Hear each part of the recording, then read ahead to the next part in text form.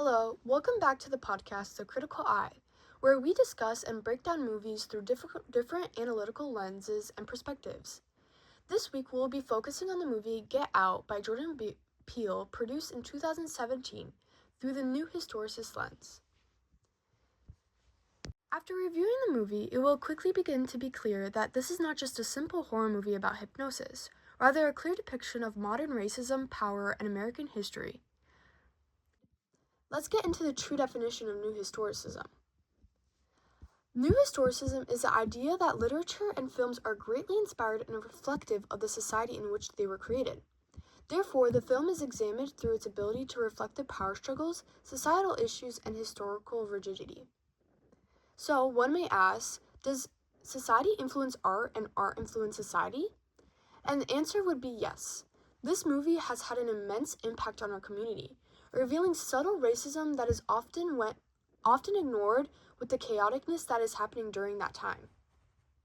Although many Americans believe that with time our society has become, quote, modernized and too progressive for racism to continue, this is far from the truth, and the post-racial narrative that many Americans fell into after the election and re-election of Barack Obama, movements like the Black Lives Matter movement just revealed how present inequality still was and how deeply rooted it remained within American land.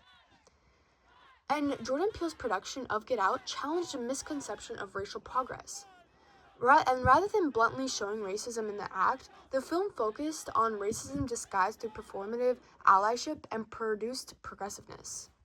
To continue our conversation, the Armitage family is a prime example of produced progressiveness and a modern form of racism. They diverge from the traditional racist family in movies that rather appear liberal, educated, and very welcoming, a little too welcoming, that seemed to spike Chris's suspicions from the start.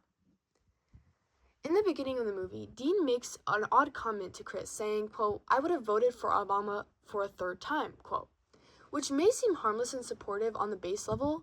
However, it is eerily ironic that Rose predicted exactly what her father would have said, almost like it was planned, making the audience and Chris uncomfortable in his weird effort to prove that he isn't racist. Additionally, the garden party further exposes this behavior.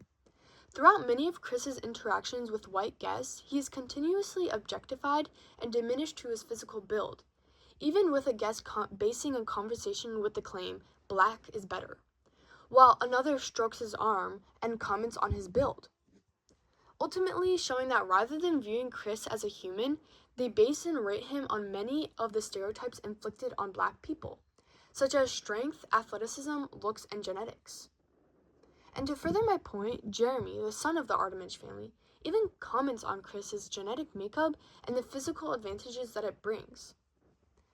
Therefore, looking through a new historicist lens, these comments and scenes are used to reflect America's history with slavery and the exploitation of black bodies during that time, that hid the true intentions through, quote, compliments. And connections between the uses of microaggression within the film to unforgettable historical systems, such as slavery, as a way to reflect and image the pain black individuals faced when reduced to physical labor rather than human beings. Now, let's move towards one of the most powerful scenes within the whole movie, the sunken place, where Chris remains conscious but loses all control over his body.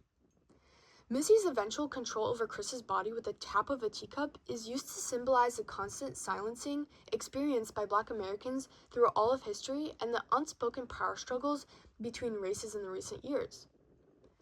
Get Out is used to turn a societal reality into a psychological horror that only slightly puts into perspective the immense struggle millions of Black people face not only in America but all around the world. The audience are directly put into Chris's shoes, feeling the emptiness, helplessness, and confusion later felt when manipulated into believing otherwise.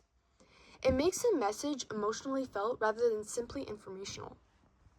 We will now talk about the silent but telling auction scenes, connecting directly to American history and revealing the true intentions to Chris's welcoming. Without his knowledge, he was being purchased like an object rather than being treated like a human being. This directly parallels to the slave auctions prominent in the centuries of slavery, where Black individuals were viewed solely through their potential for profit and stripped of any form of autonomy, highlighting the fact that racism has never completely disappeared from America, rather has shifted into forms to yield to the evolving society. Therefore, to conclude today's episode, looking through a new historicist lens, Get Out is used as a powerful tool to connect racial tensions, fears, and societal realities to our modern society as well as to American history. The use of uncomfortable modes of expression expose the truth behind the race and power struggles still constantly faced in our world and demonstrates the continuous evolution of racism. Thank you. Have a great night, everyone.